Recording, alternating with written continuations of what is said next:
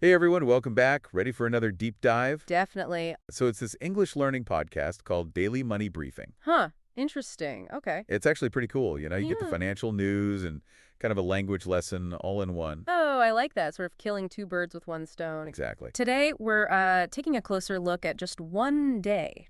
Might seem random, right? Yeah, just another day. But, we think we found something interesting. We're going to unpack how some seemingly separate events, U.S. jobs, Korean crypto stuff, and Samsung's stock bouncing back actually tell a connected story. It's a fascinating snapshot, really.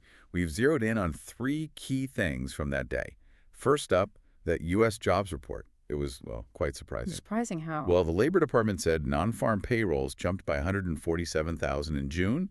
The forecast was like 110,000, so way above. Okay. Much stronger than expected. Exactly. And the unemployment rate dipped slightly, down to 4.1% from 4.2. Now, a lot of that growth actually came from public education, and the market reaction was immediate.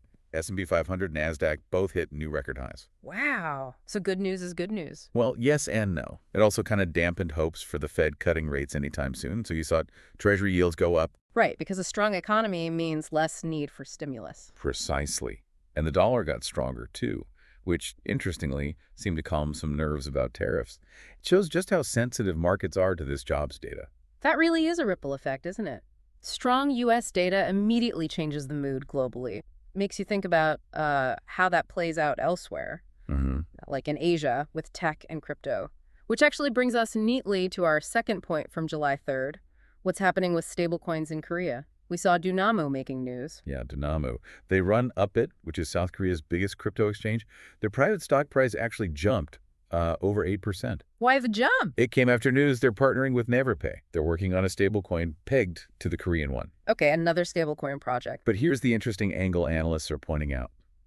The feeling is it almost doesn't matter who issues the stablecoin. How so? Because the crypto exchanges, like Upbit, are positioned to benefit the most anyway. Think about the fee income, potential revenue sharing, based on how much the coin circulates. Ah, I see. So the exchanges facilitating it all stand to make significant money just from the activity. Exactly. They capture value just by being the platform, the infrastructure. That's quite a business model. But doesn't that maybe create a bit of a conflict? Like, are they incentivized to push certain coins? That's definitely a question mark for the future. The balance between profit and sort of the core crypto ideals of decentralization. It's a tension worth watching. Okay, so that's the crypto angle.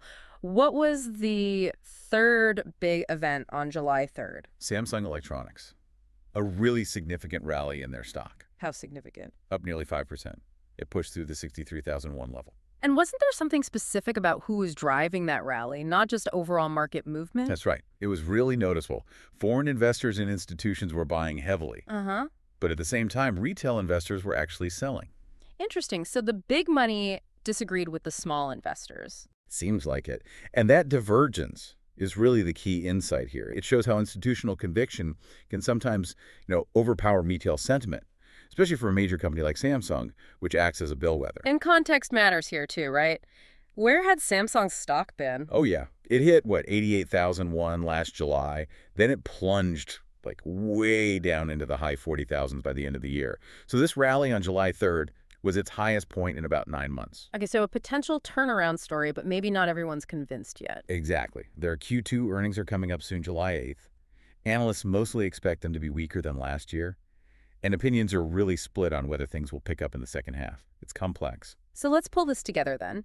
Strong U.S. jobs numbers impacting global sentiment, a potentially lucrative new angle for crypto exchanges, and then this complex Samsung rebound story driven by institutions. When you look at these pieces, what does it tell you about where things are headed globally? I think July 3rd really acted like a microcosm.